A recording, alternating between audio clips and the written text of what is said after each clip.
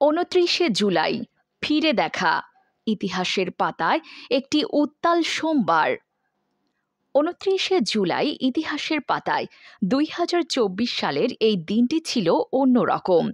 উত্তাল রাজপথ, প্রশ্নবিদ্ধ ন্যায় বিচার আর নতুন করে আলোচনায় উঠে আসা বৈষম্য বিরোধী ছাত্র আন্দোলন। একদিকে রাষ্ট্রশক্তি, অন্যদিকে প্রতিরোধের মুখপাত্র হয়ে ওঠা সাধারণ শিক্ষার্থীরা। এই দিন জামায়াত শিবির নিষিদ্ধের সিদ্ধান্ত নেয় ১৪ দলের বৈঠক। রাজনৈতিক মহলে এটি ছিল আলোচিত পদক্ষেপ, যদিও দেশের সাধারণ মানুষ তখন অন্য এক আন্দোলনে মনোযোগী, ছাত্রদের ন্যায্য দাবি ও নিপীড়নের বিরুদ্ধে লড়াই।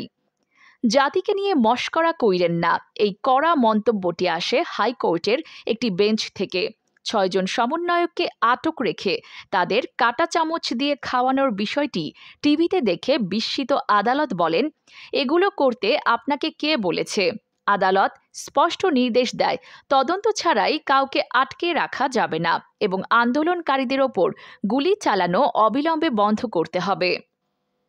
রাজপথে তখন অন্য দৃশ্য।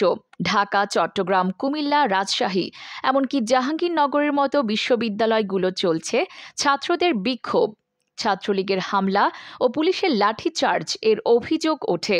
চট্টগ্রামে বিক্ষোভকারীদের ছত্রভঙ্গ করতে সাউন্ড গ্রেনেড ও কাঁদানে গ্যাস ছোড়া হয়। আর কুমিল্লায় আন্দোলনে যোগ দিতে গিয়ে এক ছাত্র গুলিবিদ্ধ হন, কিন্তু কে গুলি চালালো কেউ বলতে পারে না। রাজশাহী ও জাহাঙ্গীরনগরে শিক্ষকরাও ছাত্রদের সঙ্গে একাত্মতা প্রকাশ করে কর্মসূচিতে অংশ নেন। এরই মধ্যে আসে আরও একটি মৃত্যুর খবর। সহিংসতায় নিহত বেড়ে দাঁড়ায় ২১১ জনে। দেশ জুড়ে শোকের ছায়া। মন্ত্রিসভার সিদ্ধান্ত অনুযায়ী পরদিন ৩০শে জুলাই পালিত হওয়ার কথা রাষ্ট্রীয় শোক, কিন্তু এখানে আবারও দেখা যায় ছাত্রদের অবস্থান স্পষ্ট ভিন্নমতপূর্ণ। তারা সরকারি শোক প্রত্যাখ্যান করে নিজেদের মতো করে লাল কাপড় মুখে ও চোখে বেঁধে ছবি তোলা এবং তা অনলাইনে ছড়িয়ে দেওয়ার কর্মসূচি ঘোষণা করে। তাদের মতে এটা শুধু শোক নয়, একটা প্রতিবাদ, অ্যাক্টিভিজম এবং সামাজিক অন্যায়ের বিরুদ্ধে এক দৃশ্যমান অবস্থান। তবে শুধু রাজনীতি, বিক্ষোভ আর আদালত নয়, এই দিনে সামাজিক মাধ্যমে ভাইরাল হয় এক মা তার গুলিবিদ্ধ সন্তানকে কোলে নিয়ে রক্তমাখা জামায় কান্না করছেন এমন একটি ছবি। এই একটি ছবি যেন পুরো দেশের অবস্থাকে চোখের সামনে তুলে ধরে। ২৯শে জুলাই ২০২৪ এটি কেবল একটি দিন নয়, এটি এক গণচেতনার জাগরণ। রাষ্ট্র বনাম নাগরিক অধিকার নিয়ে প্রশ্নের মুখোমুখি হওয়া এবং নতুন করে সংবিধান, মানবাধিকার ও গণতন্ত্রের মূল্য বোঝার উপলক্ষ।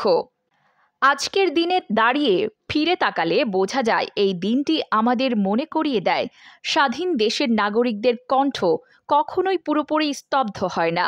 বিরোধ, বিদ্রোহ, বিতর্ক এইসবই গণতন্ত্রের প্রাণ। ২৯শে জুলাইয়ের ইতিহাসে লেখা থাকবে, তারা মুখে লাল কাপড় বেঁধেছিল, কিন্তু সেই কাপড়ের মাঝ দিয়েই দেশের ভবিষ্যতের জন্য আওয়াজ উঠেছিল। Sharmin, July desk, zero TV.